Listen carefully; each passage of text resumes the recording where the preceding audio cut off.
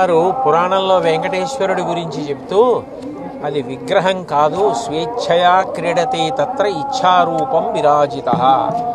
ఆయన అలా నిలబడాలనుకుని నిలబడ్డారు, సాక్షాత్ శ్రీమన్నారాయణుడే అని చెప్పారు. అటువంటి మహానుభావుడు సుదర్శన చక్రం పట్టుకుని నిలబడి ఉండగా మనందరినీ ఆయన నిరంతరం కాపాడతారు. అందుకే ప్రపంచంలో చాలా భాగం ఉద్రిక్తతలతోటి ఉద్విగ్నతలతోటి ఉండి యుద్ధ వాతావరణంలో నలిగిపోతుంటే మనందరం మాత్రం ఈ పాటి ప్రశాంతంగా ఉండగలిగాం.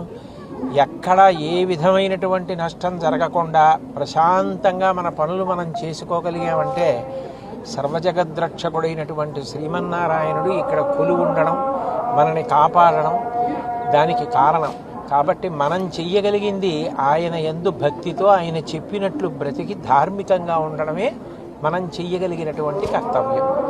ఇవాళ స్వామివారి దర్శనం చేసుకుని ఎంతో సంతోషించి నమస్కారం చేసుకుని వచ్చాం.